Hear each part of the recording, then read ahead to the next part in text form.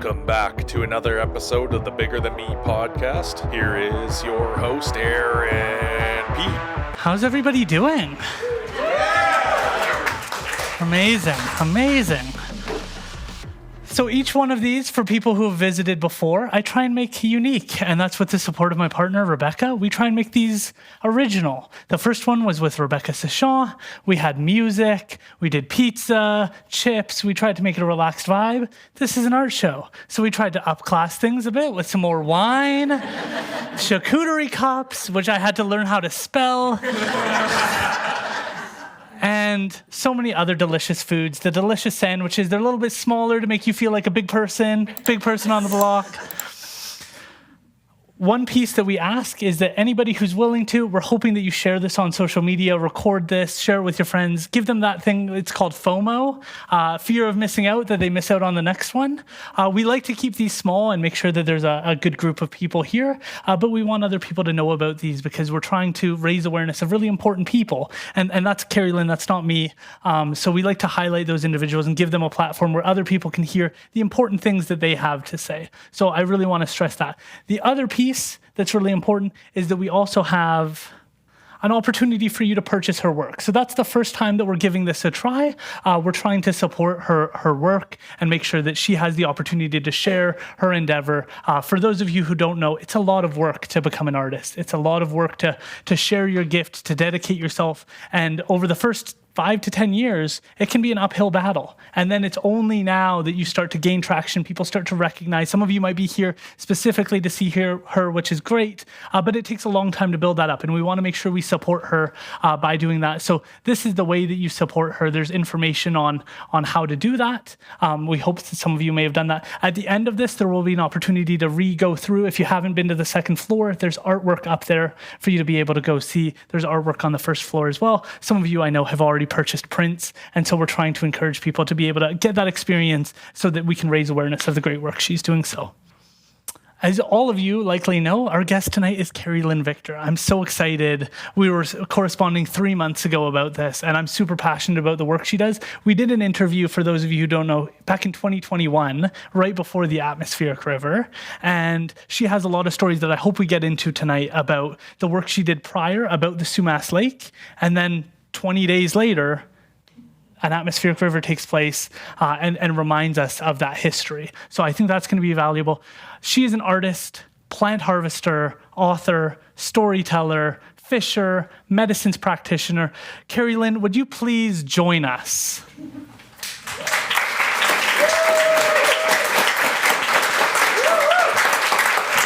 Great. How are you feeling? Feeling good. Thanks for having me. Thank you, everybody, for coming. I'd like to start with some things people might not know about you, which is your work with the environment, conservation, and trying to protect these ecosystems. As you can see, there's habitat restoration taking place, and you were involved in that work. Would you mind taking us back to that? Many people understand the history of Indigenous people, and they think of us as stewards of the land. And I thought this was a beautiful example of your work stewarding these lands. Would you mind talking about that? Sure. This is an example of a successful project. There's a lot of kind of projects on a micro scale that take place, but this one was a little bit larger. And we tapped into a recreational fishers fund that funds restoration works through Chiam's environmental consultancy. I was managing the consultancy at the time, and the original plan was just to put some big riprap against the foreshore and carry on, which is common practice when there's threats of flooding. But it's really, really poor fish habitat. And I've got my older cousin in my ear, and he's always saying, living foreshores, living foreshores. That's the way to go. And recognizing that water naturally needs to kind of spill into these side channels, ponds, marshes along the river's edge, where it builds habitat and sustains all kinds of species, invertebrates all the way up to mammals, right? So we took those monies and we went back to DFO, and I said, I've got another idea. hear me out. And a lot of people said, DFO's not going to listen to you. You know, they already said yes, but we pleaded our case, and they said yes. And so we got to work reviewing the hydrogeology of a side channel in the river, and decided to regrade the side channel, dig some new pools where there was already salmon fry present, and put in some large woody debris and bring in some riparian plants and try to colthet, which is a term that means like bring it back to the way it was. It was certainly a good exercise. It took 3 years. It wasn't like an overnight project. And we had lots of help from local experts and various types of scientists at the province and in our community.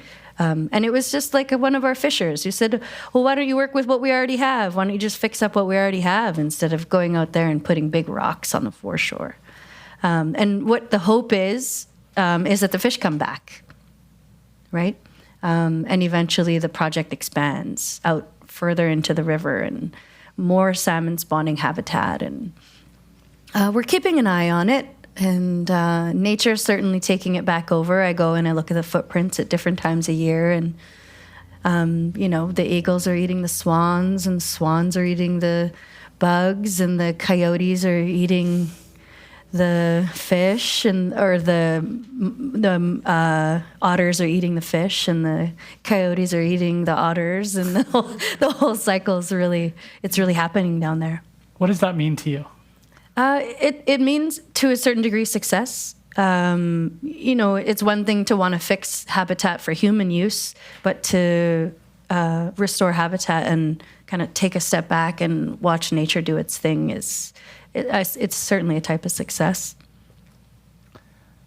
I'm wondering about how nature ties in with conservation and how you tie that into your artwork. I feel like this piece that we're looking at is an excellent example of tying the two together, and that experience you had trying to restore the environment, having that understanding, and then tying it into your artwork. Yeah, the connections are definitely there. So this is a chum. An emergency management group asked for this piece because they were looking to reflect traditional fishing values with salmon all in one image. And so what's happening there is there's a tiny little board floating in the water, and there's a fish bones on it. And the man with the shawl and the hat and the gesture is a speaker. And that is a first salmon ceremony. And so if you've been to a first salmon ceremony, you kind of know what's happening there. But if you haven't been to a first salmon ceremony, it's an ancient treaty that acknowledges that when we, up this part of the river, I can't really speak for other groups who do their first salmon ceremony, but when we catch that first salmon, every single bone goes back onto a special platter, and through a special ceremony goes back into the river. And that's part of a promise that's made to the salmon mother, that will take care and respect and revere the salmon that come up the river. And so through that is this agreement that the salmon will continue. And I chose a chum because they're super colorful, and I believe that their colors do reflect environment. And so there's these splashes of mountains and trees, and I love the pink that shows up. I don't exactly know what that reflects, but it's fun. And then the two in the canoe are a reflection of the ancestors who come and they help us with that part of the ceremony. So lots going on. I learned a lot about chum in the project that we were just speaking of, and how aggressive and powerful they are. And so I had to throw the teeth in there too. Beautiful. You are also a medicines practitioner, and I'm wondering where this came from. I love plants. Did you always have that passion, and did it start to develop when you started to understand the environment around you? I've always had a passion, but for those of you who've been in Chilliwack for a long, long time, like there was a lot of forested space 30 and 40 years ago. And when I was growing up, we would just head out into the bush and do our playing. And certain times of the year, you could suck on clovers or eat fresh shoots or eat the berries, or, you knew which bark you could eat. I don't think we realized we were engaging in medicinal practices or seasonal rituals of rejuvenation at the time. But as adults, those are kind of the terms we might give them. And so as I got into, I was probably like 15 or 16, I got into following around a late elder in Nanaimo, Snuneymuxw elder Ellen White, who's passed on now. And she used to do plant walks through the university. And I found it just fascinating how one plant could not just be useful or beneficial for one thing, but one plant could be, it could have technological value, and it could have food value, and it could have medicine value, and at a different time of year it could be used for a different kind of medicine, and for men it could be useful for this, and for women it could be useful for that. Like one plant. So super fascinating. And then I did a bit of herbology. I took a certificate program with Dr. Jeannie Paul. Some of you might know Dr. Jeannie Paul. She's a naturopath, focuses on Indigenous plants. And Dr. Jeannie's focus is like, let's learn as many things as we can. But on a separate occasion, an elder said something that really hit home and said, working with plants is about relationships. And it's not about volume. It's not about numbers. How many hundreds of plants is good, but your relationship with them is the most important thing, because that's what you're sharing with the people who need the medicine. The more you know a plant, the better you can share it. And so I started to scale back. And now I just work with a handful of plants. I just feel like this conversation is really important because we hear about like this idea of grounding, that you take off your shoes and you go out into nature. And that seems like such a high level understanding of where you get to when you follow that through to its end, which is really trying to understand the environment and all of these different plants. And there's probably so many to try and learn about. And it just reminds you to be humble in your understanding of nature and to start to take those steps to reconnect and appreciate the complexity of the world around you. And I feel like our world sometimes is simplified down so that you just take this pill for this issue, or you take that for this, and it's a reminder that there's a whole world out there that we've interacted with for thousands of years, and that we need to start to take those steps to reconnect.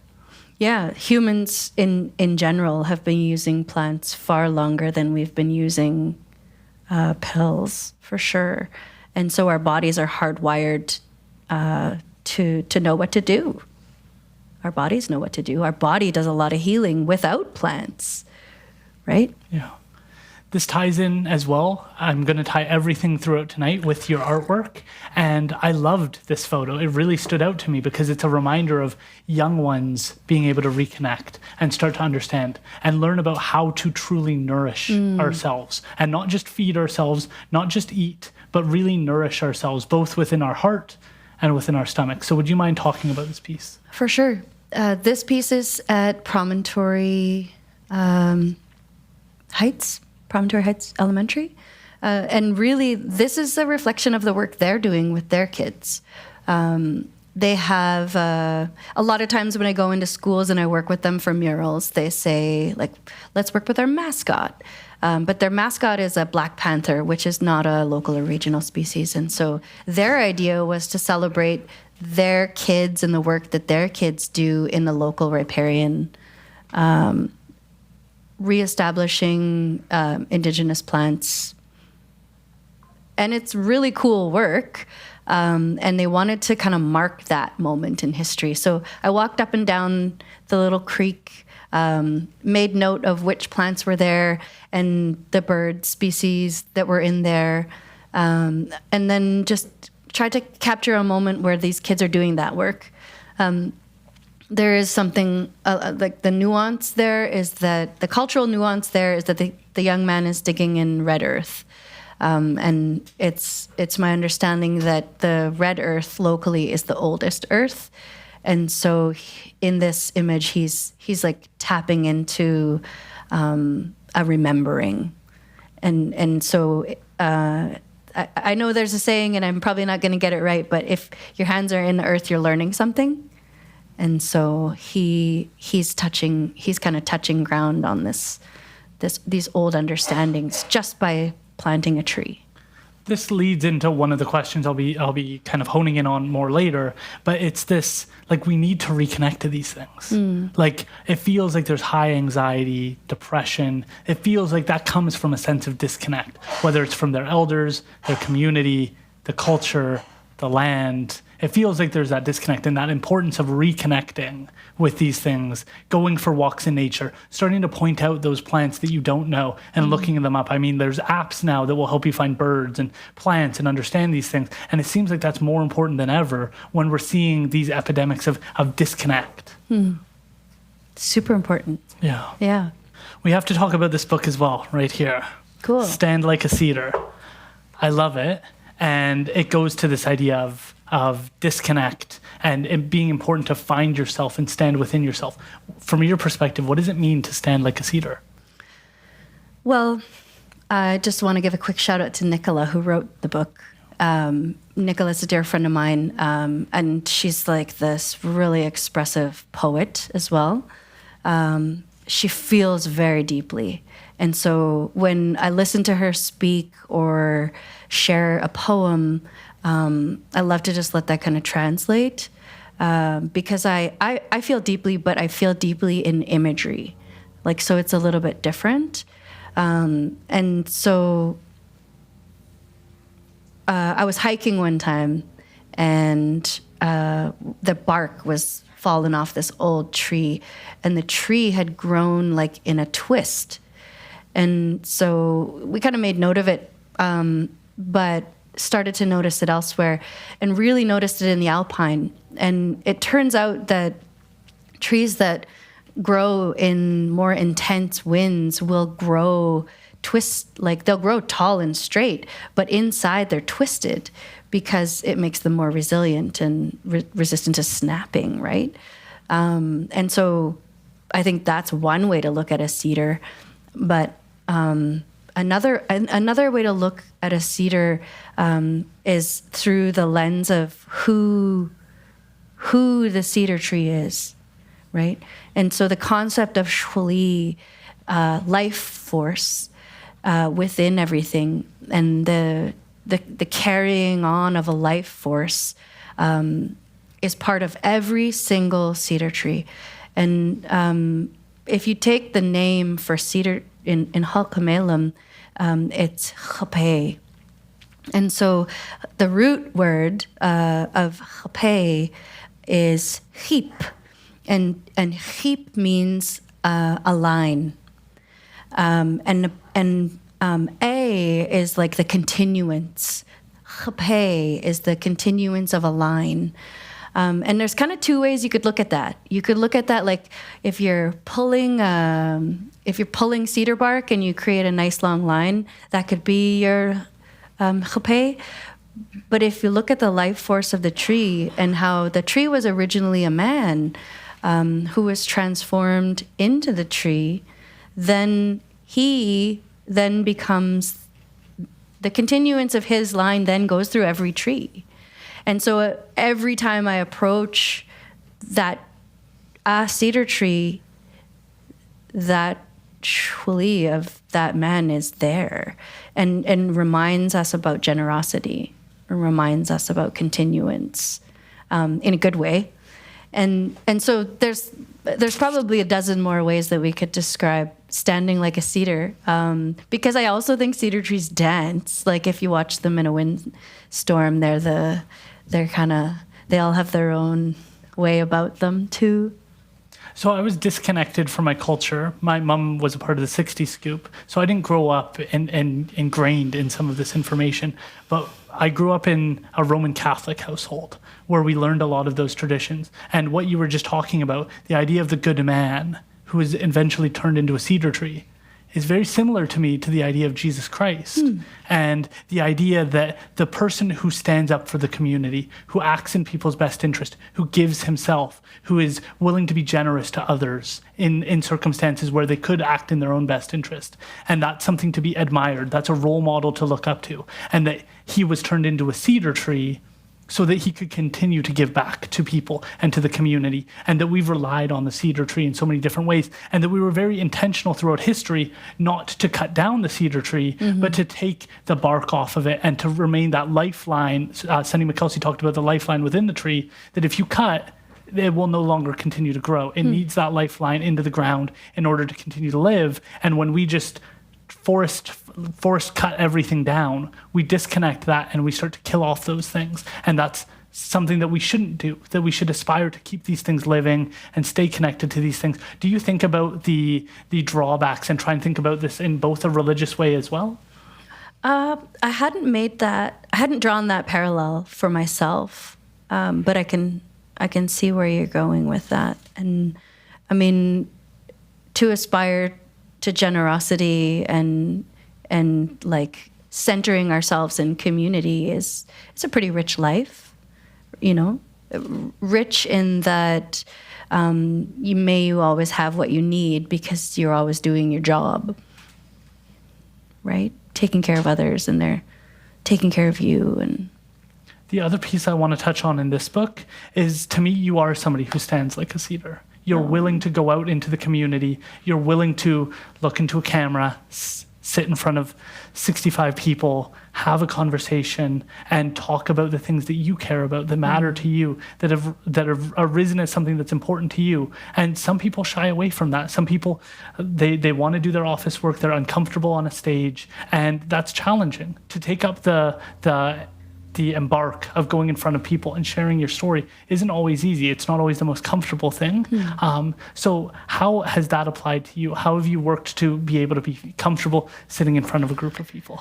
Well, thank you, first of all. I was in grade 2 and I had a teacher who played the guitar, and he was like a happy, jolly guy, played the guitar. And he had an exercise for us that was really interesting. 7 years old is supposed to be an age where your like gifts start to show up. And he insisted we pick a topic and present in front of the class. And like some of the children are just mortified. But I was at this really multicultural school in Burnaby, Edmonds Elementary at the time. And I wanted to share my Indigenous culture with this class. There was no other Indigenous kids in the school. There was kids from all over the world who were like first-generation immigrants there. And I wanted to teach them about smoking fish. And so my mom and I did the research, and she drew me this beautiful chart. She was going to BCIT at the time, so she had perfect font and layout and everything. And so I brought this chart in, and I stood beside the chart and described how to smoke fish, and brought some samples, right? Lock it in. And I certainly loved it. And then the teacher asked me to do another one, and my mom and I made a little sweat lodge that was about this big, and I had gone to my first sweat with my grandma at about that age. And so we described like when the door opens and what happens inside and what it felt like and all of that. So I think there's a very supportive mother in and around the story there. But there's also a very supportive teacher who said, we like you in this position, do it again. And then I was always the host of things growing up, like the variety shows at school, and I worked at a casino and I dealt craps, and that's really loud and wild. And then I couldn't deal craps anymore, so I was the hostess for the casino. Like that was my full-time gig. I hosted the buses and the people.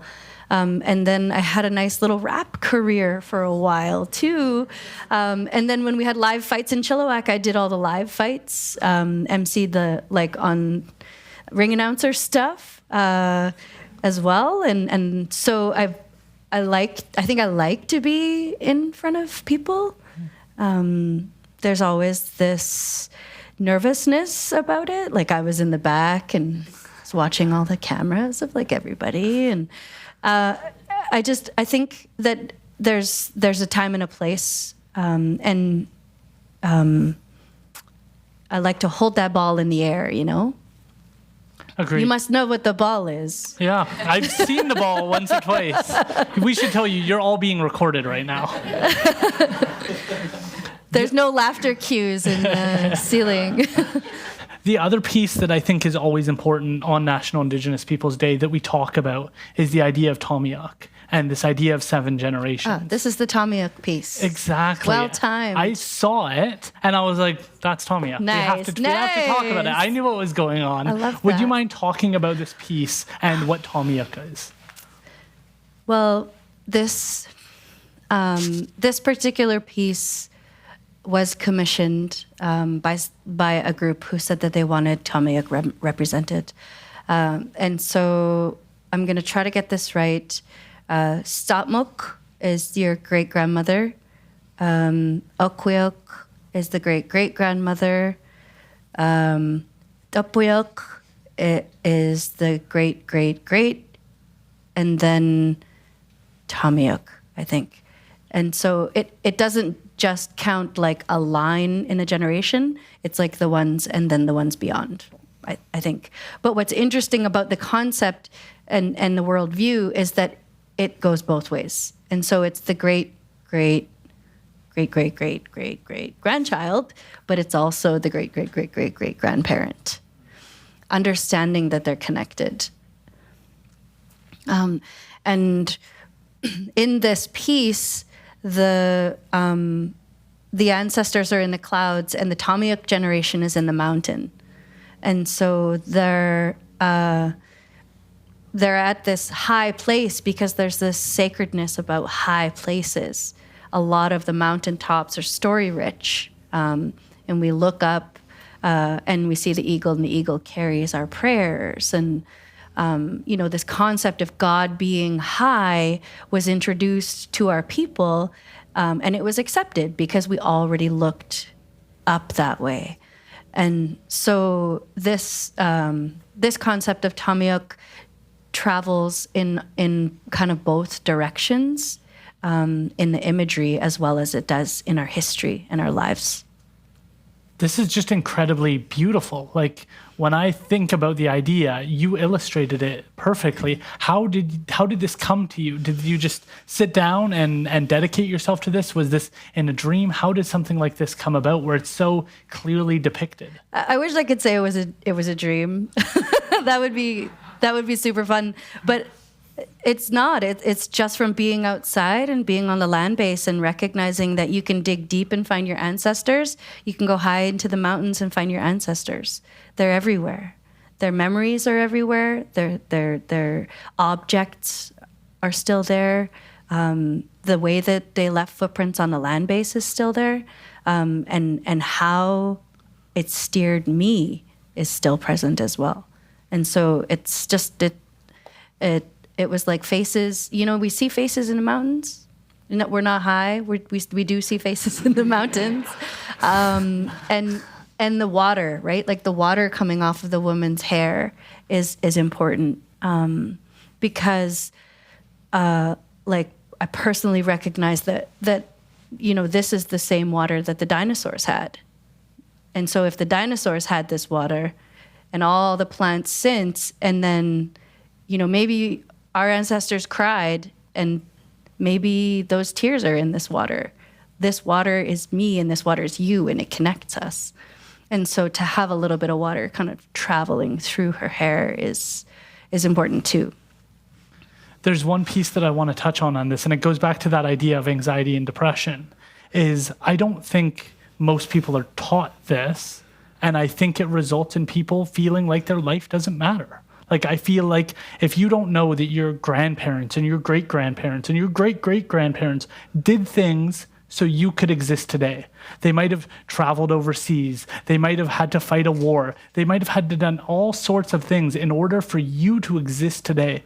But if you're not told that, then you have no idea that you are carrying on a legacy of sacrifices previously. That's why within Indigenous culture, it's important that you learn your Tamiak and learn the past things that have happened to you so you understand how you fit in and the significant things that have happened for you to exist today. But then the other piece of that, which you were talking about, is you also have to understand that you have to pass things on to your kids and your grandkids, and you have to leave a legacy. You have to leave this world better than you found it for future generations. And so with the discussion on rights and how important those are, I feel like this discussion of responsibility is equally important, that you have a responsibility to your ancestors and to your children and your grandchildren and to the community that you uphold. And I'm just curious, am I crazy? Am I missing something? Because I don't feel like I'm hearing this. Where don't you feel like you're hearing it? The news, political discussions. I don't feel like our politicians think 5 years beyond what's going on. And I know that there's systems in place that contribute to that. But man, it would be nice if a news anchor said, like, what is your legacy over the next 100 years going to look like? That would be a nice thing to hear every once in a while. You know, it is few and far between. To hear about it in politics or even to hear about it in the resource extraction industry. But I met a forester who was doing some harvesting on Sumas Mountain, and he said he was passing his business on to his kid. And so he was looking at a 30-year plan. And then he said, and if I want my son to have a successful business, then I'm going to need an 80-year plan. And I was like, that's great. And noting that the work that he was doing was very different. His behavior on the land base was very different than a forester who wasn't thinking that way, right? And we certainly can't like paint all the First Nations with the same brush and say like all the First Nations are thinking in Tamiak. It's not happening that way. And so when it happens and it happens well, we can celebrate that. And we can move forward with that. When you have it in your heart, that's great. When we can talk about it on a stage with each other and maybe somebody new puts it in their heart, that's great too. But the values, you know, through maybe colonization and the values of colonization are a little bit upside down.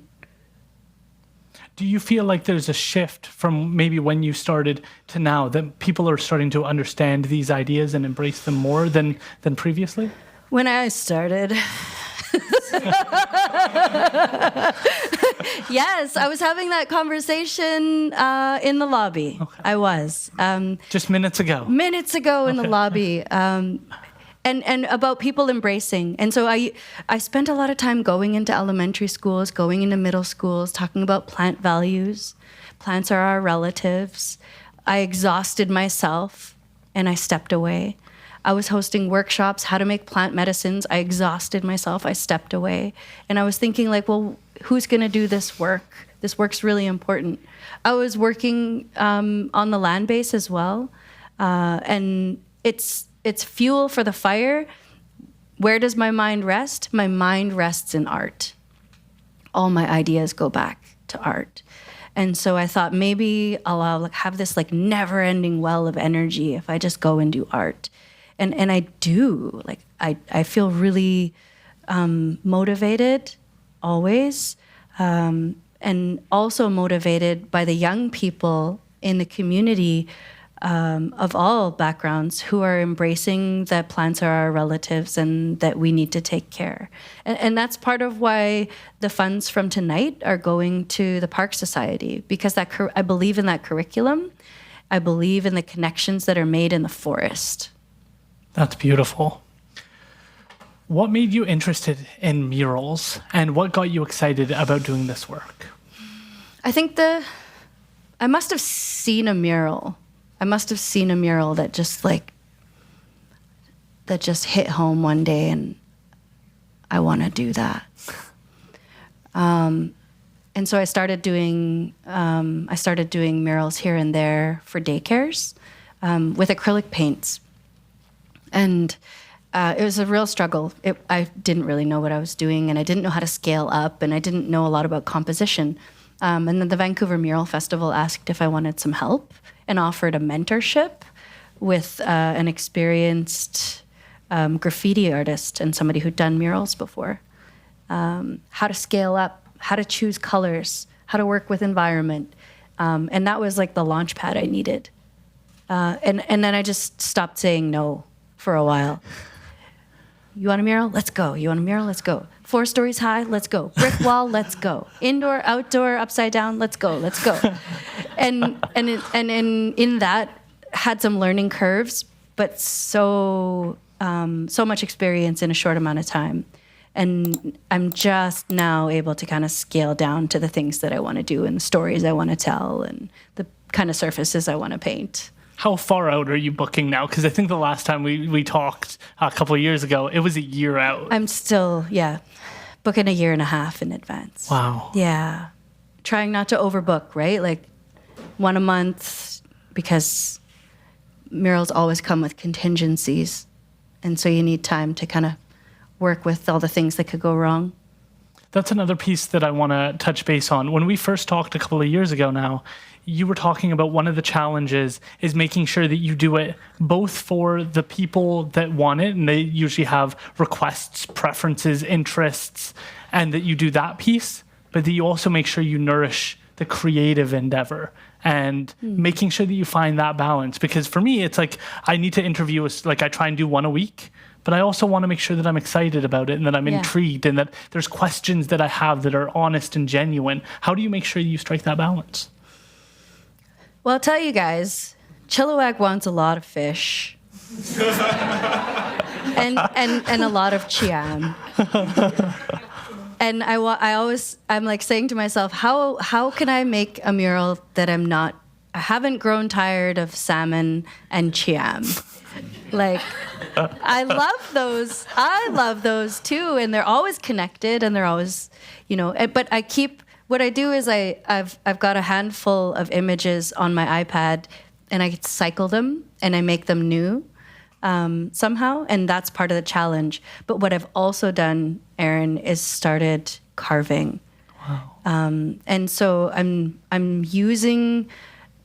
treating the mural business like a business and like a service, and I really want the clients to be happy. And then I'm also serving my artist with a separate practice. I love that, and I can't wait to see. It's working. Yeah. And eventually I think they'll blend together. We'll have mixed media carving and mural pieces, which would be fun. Jack of all trades. Or a couple. Yeah. The other piece, and I have to confess, this wasn't my question. Tim had a really terrific question. Okay. And it was around, you do a terrific job of doing the geometry. And there's a very complex thing there that's taking place that I get lost in. But then there's this other piece that's very more relatable, and it's characters, and you feel like you're connected to them. Like this reminds me of the movie Brother Bear, if I'm being honest. So how do you choose which style you're going to use? That's a client request thing. Because I have a bit of a portfolio, when a client says, I'd like a mural, I say, do you like the geometric abstract, or do you like something more organic and flowing? And they immediately know what they want. Or they say both. Which is fun too. On the geometry side, where did that come from for you? Because that seems unique, unique among unique. I don't see a lot of that. I think I was trying to create something 3D because I couldn't carve. I was trying to use light and shadow in a way that would help things kind of hop off the wall a little bit. And so I really just started studying in life how light hits certain surfaces. And these shapes in particular are just Salish woven patterns. Once you know what they mean, you can kind of organize them in a way that tells a story. And so they can either tell like a really rich story, or they can just tell a kind of a straightforward story. And so in an effort to create something that's sort of 3D, but also a nod to Salish weavers, this style came out. And at this particular wall with the swoosh, because we couldn't decide if it was a swan or a goose, this particular wall was had 1.5, 2-inch depth to it. It was a corrugated metal wall. And so we couldn't actually hand paint anything, and everything had to be taped and sprayed. Yeah, and then the level, we used a level as well, but I don't know if you've ever taped anything that's not flat. We would hold the tape and then put the tape on, and it would go off in a upward or downward direction every time. But that was the limit. This was created through the limitation. That style of goose was created through the limitation of the wall material. I probably would have opted for something with more Salish design in it if the wall was flat. Mm-hmm. So multiple questions, and this is the challenge of being a host or an interviewer, is I have to try and pull back the amount of questions that I have. But one of them is around the beauty of the geometric shapes falling, which is the water flowing as the bird flaps its wings. Yes. You told this story a couple of years ago. Would you mind retelling how you saw that and how you took that in? Watching geese or watching swans take off and land. Sometimes it's really graceful and sometimes it's kind of clumsy. But at a certain point, it looks like they're running on top of the water. And the effect of shapes kind of breaking away and tessellating, in my mind, our human self recognizes cycle within that. I don't know if we talked about this a couple of years ago, but I love tessellating, kind of breaking away shapes, because sometimes our lives do that. But there's always this forward motion in the piece, not to create breaking away and falling apart forever, but breaking away as a part of something new being created. Like a phoenix. Sure, yeah. Yeah. The other piece that you mentioned, and I just can't resist asking about it, was when we first spoke, you said something, and it sat with me. I think about it pretty regularly. Rebecca can attest to the fact that I bring it up pretty regularly. And it's that you said you see things in your head in 3D, and that you have a tough time putting it into a 2D medium. Mm-hmm. And a lot of people say, everybody's creative. I'm not that creative. I do not see things in 3D. No. And I do not have visions of ideas that you have for painting or creating that you do. I might think of an interview question that I have, but it's nowhere near that sophisticated. And I'm just interested in that creative endeavor. When you see something, you talked about how you try and sit down and draw it and write it down as soon as possible. Where does that come from for you? Where does it come from? Oh, I don't know. So I've got this idea that came, there's a place, maybe you go there. You're almost awake, but you're not quite sleeping, and you think something or you see something. There's so much nodding. We go there. I don't know. I do not go there. I don't know no. It's like the space between breaths, right? Whoa. And so, what do you call it? Liminal. Thanks, Mark.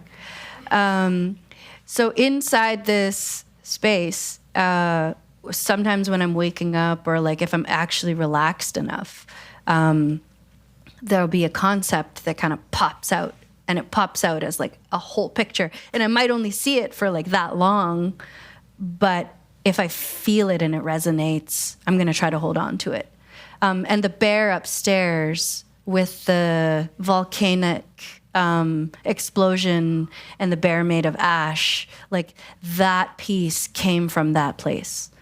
And so these kinds of pieces, they hold space a little bit differently than the pieces that I'm conceptualizing. The eagle that's next to it, I love that eagle. I spent countless hours painting the light and the shadow on the eagle, but I just like put a rose in there because eagles and roses, right? So currently the idea that I'm seeing things now for the first time because I've started carving, I'm starting to see ideas in wood. But I can't produce them. I don't have the skills or the capacity to do them. So I just have to hold on to it until I have some of those skills, I think. That's kind of what I like to do, is hold on to them.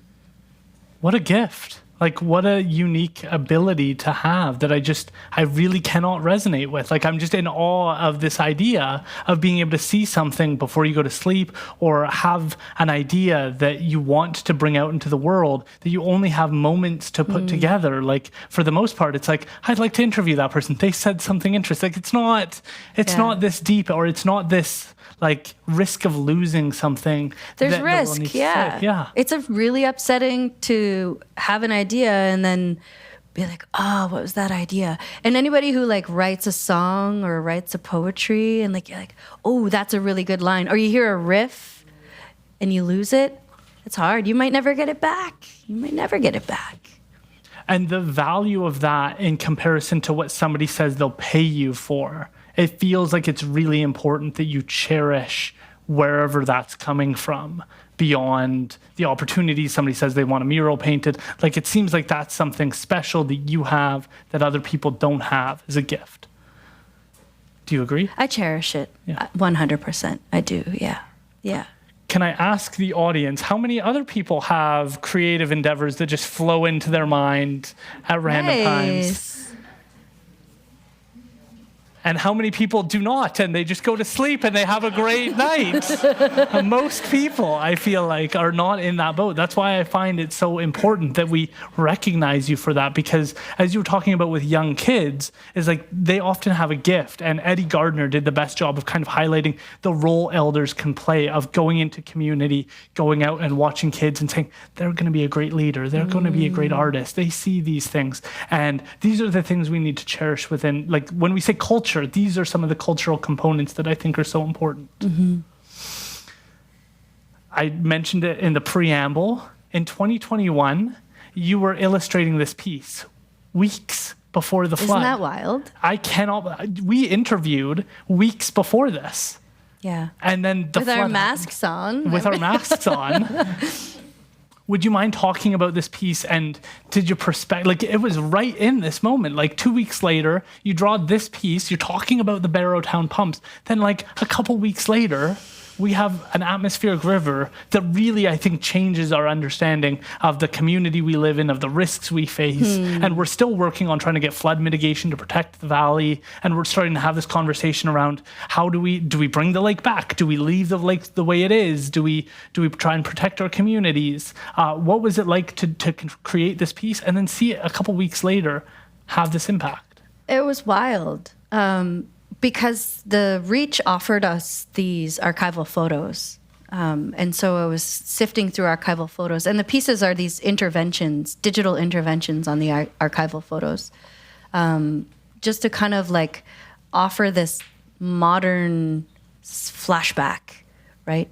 And all the things about the lake that I thought it was were kind of disrupted when we were making the book. How shallow it actually was, how seasonally large it was, but when it was out of season, it was quite small. And where the villages were in relation to where the villages are now, very different. But getting to know the lake through the photographs and then watching it show up on social media was crazy. Yeah. Do you think it should come back? Personally, I think the lake should do whatever it wants. And in some ways it will, I guess. Yeah, the lake's gonna do what it wants. And one of the things that I thought was interesting when I was drawing this map that shows up in the back of the book, and there's an outflow, and that's precisely where the dike breached. The dike breached where the outflow historically was. and was flooding back towards the lake, Right. back towards the prairie. And I thought, wow, like our elders say, the land remembers, and it sounds super epic and like romantic. The land remembers, but the land remembers. The land remembered exactly, right? Like the substrate would be the same, and the pressure point is the same, and boom, the breaking point of the dike was precisely where the outflow was. I just finished this piece last week. When we talk about land acknowledgements, I think I mentioned this when we talked the first time. I feel like they're so often just disconnected. They're just names of communities. They're not talking about what that relationship was, what their responsibilities were, the place names that were important to the community. Like they need to have these pieces. And I feel like this piece so well illustrates the importance of understanding your connection to the land and understanding the pieces and those place names. Would you mind talking about this piece?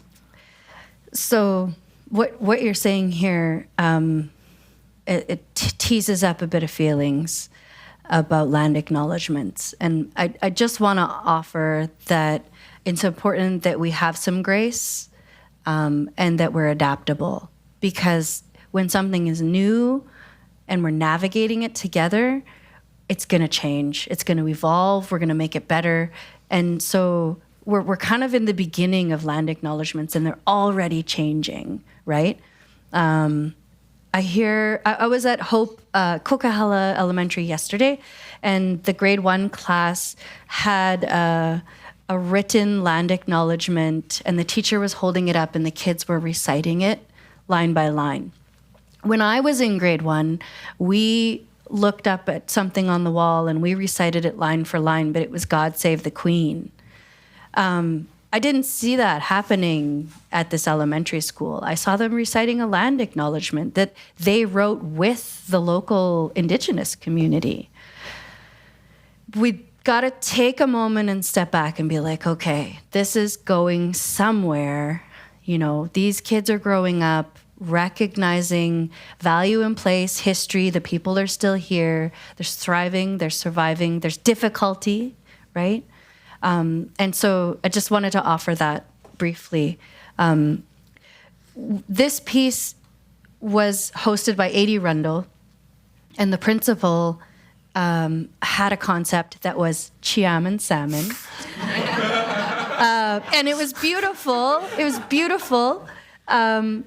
It's still chiam and salmon, but it's the Palau salmon shuohuam. And the shuohuam, like this, is, it was carried forward into a time when things started to be written down. And then I picked it up from the archive, the Stalo Research and Resource Management Center archive. I connected to it. The characters are under the Japanese maple there. You can't quite see them in the shadow. The characters in the canoe are going downriver to steal sockeye baby. And then when they steal sockeye baby, they come back up the river and they're throwing the dirty diapers into the creeks, and those become sockeye runs. So that's the long story short. But the figure in the dress is a few things. If you're driving down Hawking, you can see it from like all the way down Hawking, and that was the principal's plan. Like she pivoted to this because she wanted to have this representation there, and so we're calling it the biggest auntie on the block.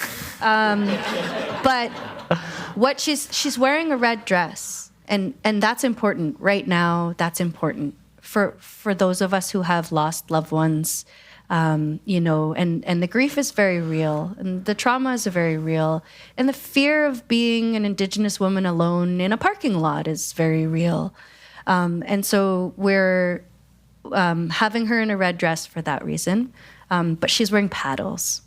And paddles are growing in popularity and culturally. They still have a strong symbolism to them, but you're starting to see them more in public now. And to me, that means that the world is getting to be a safer place for these paddles. And maybe someday the meaning of those paddles will start to surface into the public as well. But there's a bit of debate about her gesture.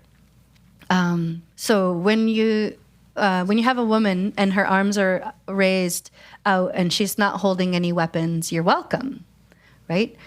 Or she's grateful.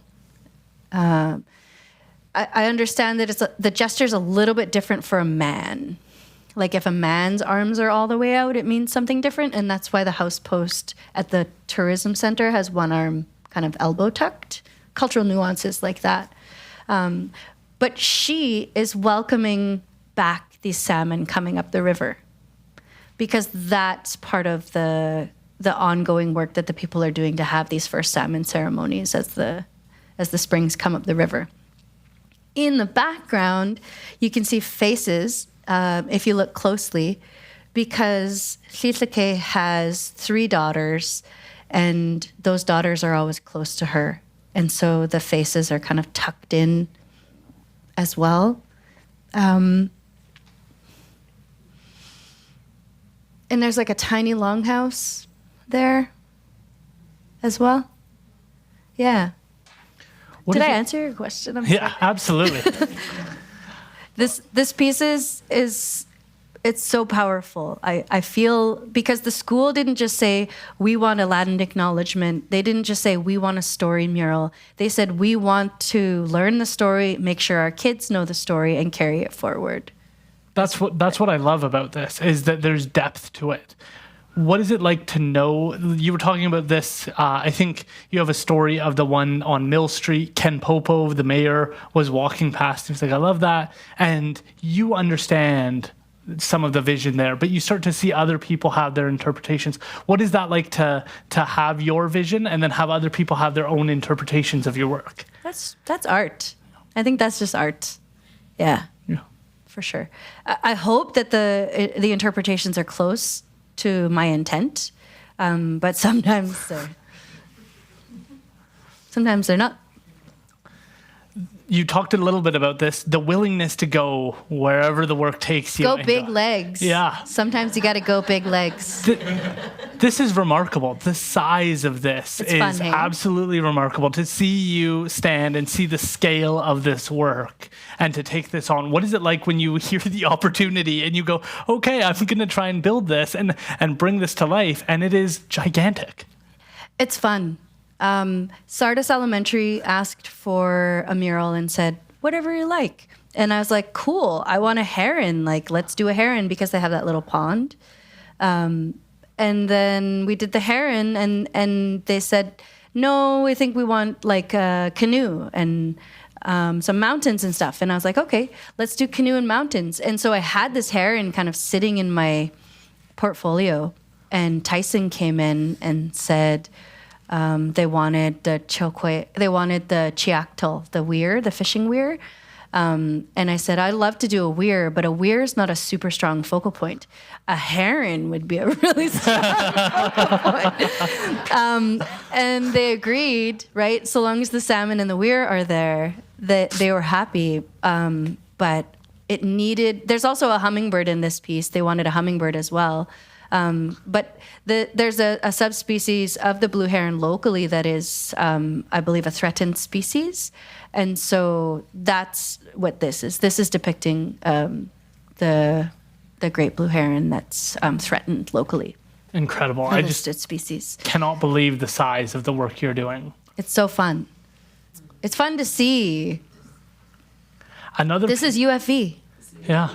Another piece I wanted to talk about is, I think what's becoming more known is this idea of the 4 directions. And I had the opportunity to speak with Roy Vickers, who does this work, but he's from a remote community up north. And I love that it's something that's consistent. And you brought this to life, as you said, in UFE. Would you mind talking about this? I actually learned something recently that contradicts the 4 directions, and that's that the Hulkaminum speaking people don't have cardinal directions, and that the word that we have that describes to the west is about going downstream, and the word that the islanders have, the Cowichan have, to describe east is to go across the water. Wow. So it's reference based, or it's like geographical, where your position is, kind of over the mountains, or the south wind is referenced as something that's a bit warmer, right? And so that would connect to the south rather than having cardinal directions. Wow. This piece is about seasons, and the discussion that led to this piece was about foodways and the importance of eating in season and how that helps sustain connection and ecology and continuance of culture as well. So the colors there, blue is about winter, red is about summer, yellow about fall, and green about spring. It's absolutely beautiful. This piece is done in acrylic paint on like a 6-foot PVC circle. And then we just inlaid it and put some epoxy over it. It was their big plan. I thought it should be vinyl. And I could just draw it digitally, but the people who ordered it said hand painted has quality that vinyl never will have. Right. And I was like, I 100% agree. So we hand painted it, and it's got a good, it holds a lot of space. That was the other question Tim had, was around how do you choose what utensils you're going to choose? How do you develop that? Just been kind of picking things up along the way. I recently started using like a semi-brilliant exterior paint, and I like the way that the gloss, or the subtle gloss, kind of picks up texture on the wall. That's kind of fun. If a south-facing wall, or like a wall that gets sunlight most of the day, is to be painted, I'll order the highest quality paint I can get, because I don't want my work to fade. I want to see these things last a long time. If I'm doing something indoor, I'll definitely pick a high-quality indoor paint as well.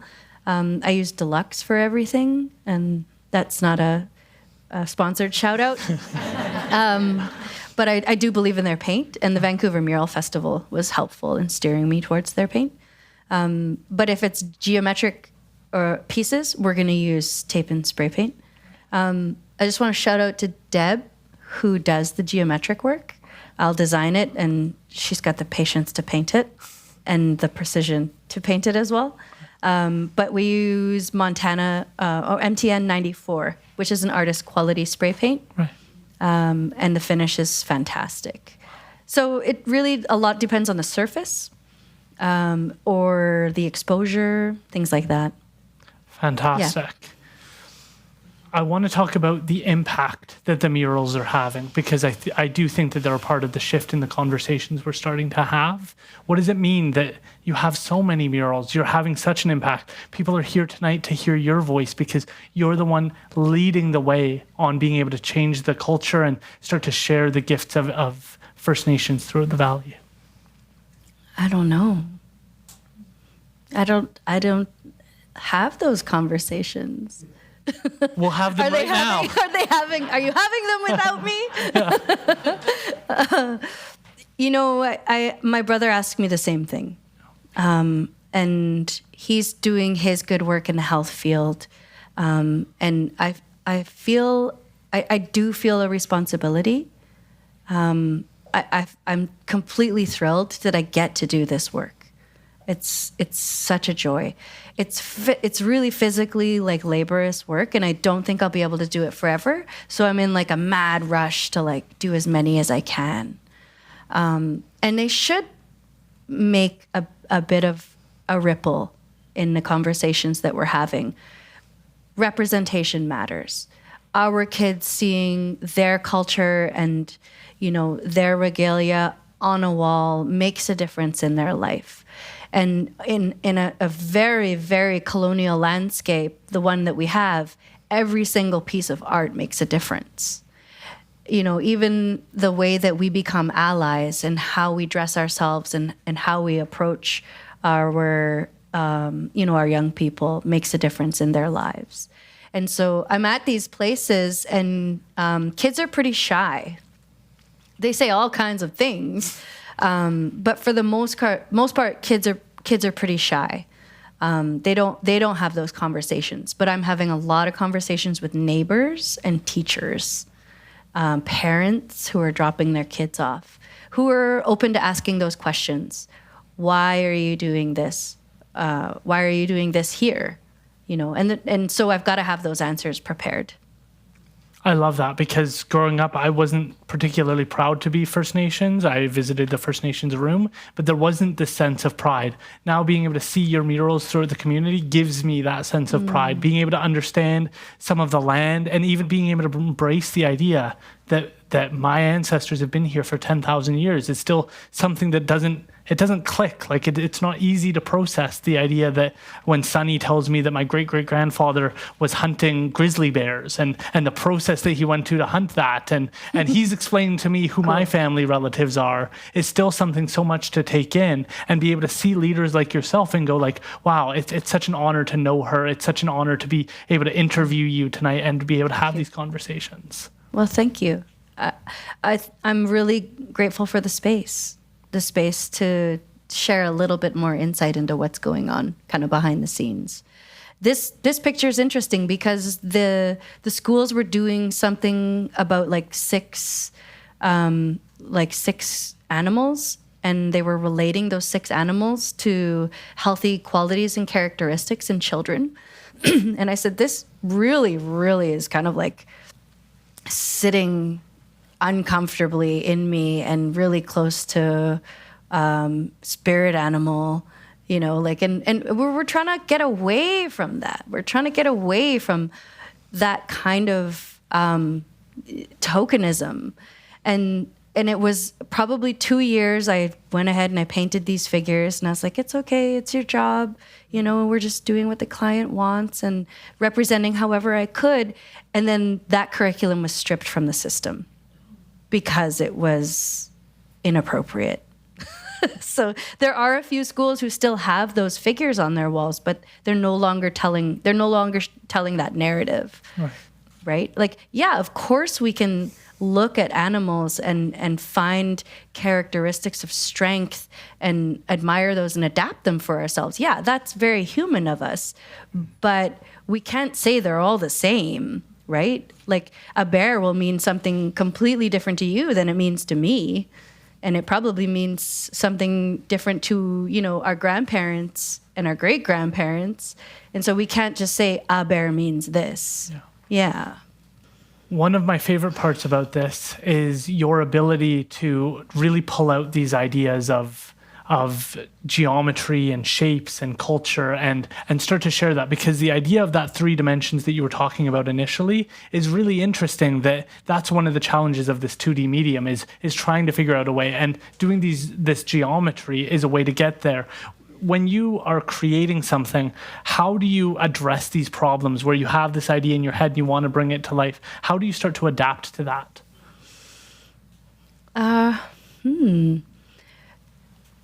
Light and shadow, I think, is an important part of it.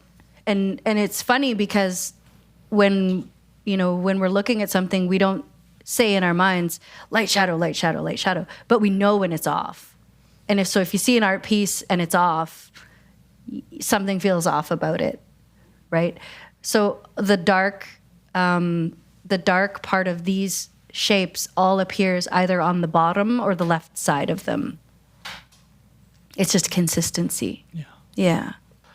I really want to appreciate you, because I think the work that you're doing reconnects us, and it's been such an honor to be able to speak with you, but it's just an honor to know you and to know that there's people with different understandings. Like, I feel like your philosophy is incredibly deep, and your willingness to dive into these issues and topics and understand them in a more meaningful way is is something that sets the example for the rest of us, because I'm still learning about many of these topics. I'm still trying to grow. And I think all of us are trying to figure out how to learn about these things in a good way.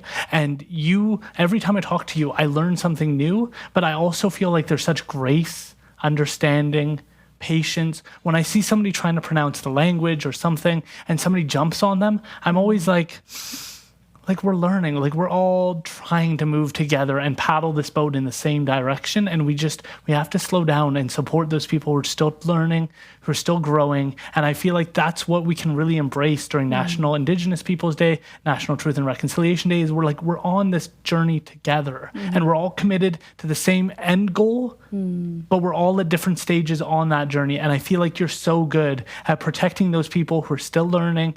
You're very patient in your understanding, but all of this work that you're doing allows us to understand and start to see like, wow, that's incredible. And I want to learn more about that. And I feel like art is really that starting place for people where they can start to go, I want to learn about the language. I want to learn about the culture, the history, all these things. That's the starting place for so many people. And you're a beacon for so much of that work. And I feel like we all need to give you a round of applause, because you're the person in the Fraser Valley that's really setting that example. I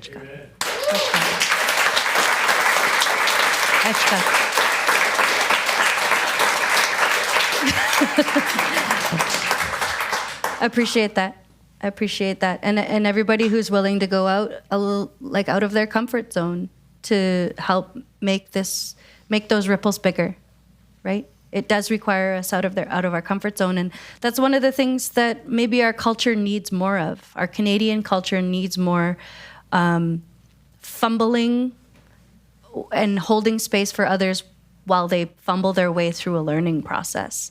We really have a high expectation to get it right the first time, but we're human, right? I spent some time with some Japanese folks on the Peace Boat. I don't know if you guys know the Peace Boat. Circumnavigates the globe, and they stop in 18 countries, and it's really cool.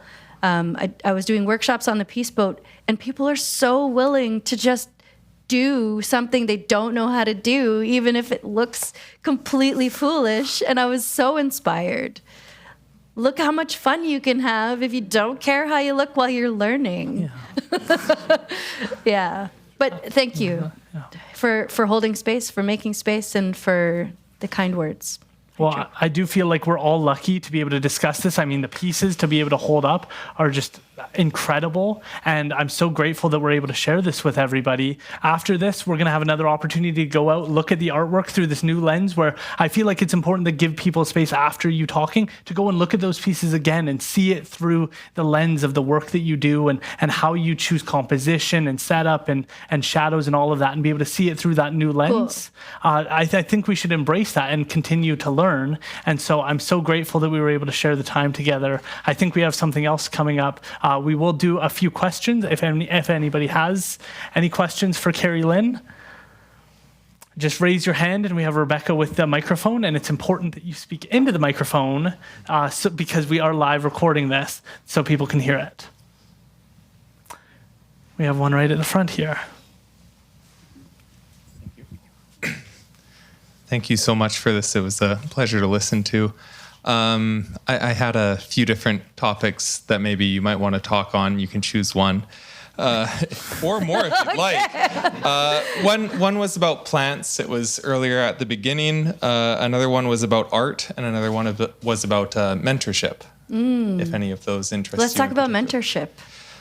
So my question for that was, you had mentioned, I think for the Vancouver Mural Festival, you were introduced to a mentor who did graffiti primarily and helped you a lot with it.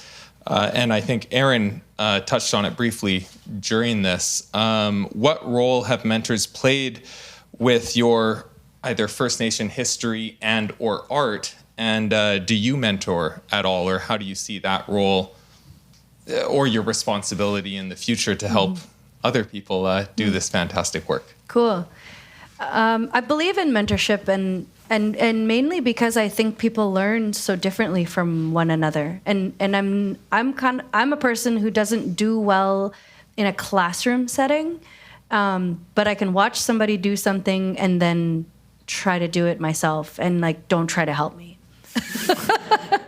But I can, if a teacher's really good, I love to learn from them as well. And so I've had some plant practitioner mentorship, minimal art mentorship, but I'm currently in a carving. I have a mentor for carving and language as well. And I really believe that the life experience and the kind of the moments that go like in the moments that go in life along with learning are important as well. And those don't always happen in a classroom setting. And so when someone can offer practical advice, I love that. I'll just eat that up. Last year, the Reach Gallery and Museum in Abbotsford asked me to mentor 4 young people to do their first mural. That piece is at the Aurora coffee shop in the alleyway. And so start to finish, we did a mural together there. I really enjoyed that, but it's a whole different way of thinking than to actually just start a mural and do it myself. I opened up my practice this year to friends and relatives on my social media. Come by my wall, I'll teach you how I do this. And then I want to start handing projects over to other people as well. Nobody's quite ready to do it, I don't think. Nobody came through. I might have to ask again. I might have to ask a different way. I might have to grab somebody by the wrist and pull them along. Identifying, of course, that this is not just like sitting down with a sketchbook. It's, it's spatial thinking. It's physical labor. It's mostly project management. And then, of course, public relations, right? Serving clients who don't speak art. We know what we want. We know what we don't want, but we know what we want, right? And so all the moving parts, right? And finding somebody who can pick up all those moving parts and move with it. That's what I am hoping for. Because there's there's an abundance of work, and so I want to share that. Yeah. Young people though, I'm teaching a little bit of work on the iPad, so sketching on the iPad and kind of where that can go as well. I'll do workshops for that as well. Yeah. Wow. Other questions for Carrielynn? Anybody? One at the. How do you choose? Like you're a rapper, you're a painter, you draw, you like card wild wool. Like, is it just the flow? Is it what draws you? Is painting the thing that kind of brings you the most joy? Painting's paying the bills, to be honest. okay, that's what I want. But I don't know. It's almost like it's like an energy inside. If I look at my wool and I'm like, I don't have the energy to do that. Or I look at my carving work and I'm like, I'm not in the right headspace to do that, because cedar responds differently. Sometimes painting, because the materials aren't as alive, I can just sit down and do it anytime. But I've usually got like a list of things that I need to kind of get through as well. And so I'll tease myself by doing the things I have to do so that I can get to the things I really want to do. It's like housework. Thank you. Yeah. Beautiful. Any other questions? Because I'm ready to. Okay, one more.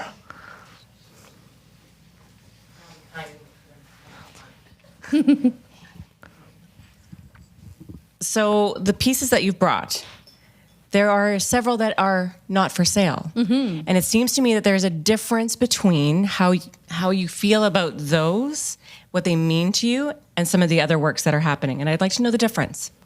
The pieces that are not for sale belong to people already. Yeah. And so the portrait pieces that you're seeing, that's my new work. And I'm just beginning to explore that. And when I start doing a new style, I don't like to sell it right away, because it takes me a long time to produce.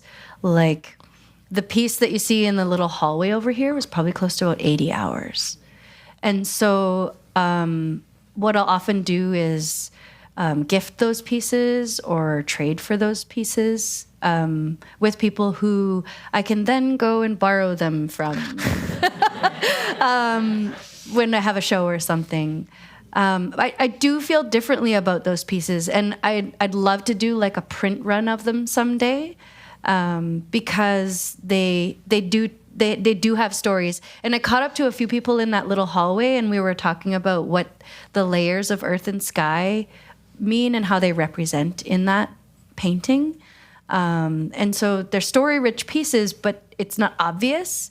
So I'm still working through the process of how to share those stories on those pieces. They are stunning. Thank you. I'm hoping to go like launching in that direction of kind of realism or whatever it is. Yeah. Thank you. On that note, I'd just like to really appreciate you. When I brought this idea to Carrielynn 3 months ago, you were like, okay, I have some work to do in order to get ready for this event, and I'm going to have to do some work to prep for this. So a lot of the work that you're seeing, you were working on and leading the way on, trying to figure out how to share this artwork with people so that there is something to share, because you're so busy with so many things that when you embraced this and said, I'm going to figure this out and start to get the pieces ready, I was very grateful for that. Cool. Yeah, special pieces for the show. These ones over here, these little carved necklaces, up late at night, chipping away. Just a lot of love for stones. Stone beads inspired those pieces a lot of times. And I haven't done a run of prints in a long time, and these two really pushed me to get them ready. And I worked with the printer over here, and they had them done in a matter of days. So, yeah, I appreciate the push to put some things out into the world again. Yeah. Amazing. And thank you to everybody who's bought something. Yes. Round of applause for Carrielynn. Anything else? All done? All done. Okay. We'll see you guys outside. Yes. Yes, we will have Carrielynn out there, hopefully with the balloons. I'm hoping some people can get some photos with you. And we have our wonderful photographer, Alex Hart. So hopefully she'll be there and be able to talk more about the prints. And before you do all of that, unlike the two of you, I am not comfortable being in front of the camera. But for this situation, I thought it was worth it. I don't know if any of you actually know why it's called the Bigger Than Me podcast. So the Bigger Than Me podcast name comes from wanting to do things that are bigger than himself, just like his grandma, Dorothy Kennett. So Dorothy Kennett made a long legacy of helping others and ensuring that she did right by her community. And that's exactly what Erin does. Anybody who knows Erin knows that for sure. When you walk into a room, everybody is in awe of you. Everybody listens to you. You do right by people. You inspire people. You talk to people who inspire you. You're always going above and beyond. Yes, exactly. Let's give a round of applause for that. I mean, that's absolutely true. And as you unravel this gift was in works with Carrielynn, so I can't take all of the credit for this. As you unravel it, you'll see the significance of this. Again, it has to do with your grandma. I know that she was a very special person to you, and Carrielynn and I tried to work on something a little while ago, and she remembered this. So I thought it was very beautiful. If you want to hold it up for everybody there, it's a beautiful red cardinal, which was your grandma's favorite bird. So she will always be with you right there. And I thought it was so nice that Carrielynn decided to do that and carve it out of her memory. And she remembered that from the last time that we spoke. And you're so special. And I want you to know that you're my biggest role model, and you inspire so many others. And this night is not just about one thing. It's about all that you're doing for everybody and how they make you feel. So let's give a big round of applause to Erin Pete and Carrielynn Victor for doing this. There we go. All right. And if you have any words, Erin, you can take it away. No, we're all done here. Thank you for coming. Yeah, my grandmother was one of the most important people to me. She set such an incredible example. And my mom's right up there. And I don't think her or I would be here without what she did, taking my mom in. And I'm incredibly grateful. You're incredibly welcome. Thank you, Carrielynn. Thank you, Rebecca. Have a good night, everybody. We're all done here.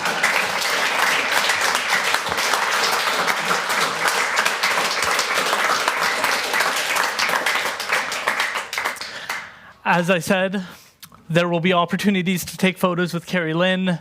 Outside, Alex will be right there ready to go. Thank you all for coming. There will be more drinks available, more snacks available. So please enjoy. Thank you all for coming, and we will see you shortly.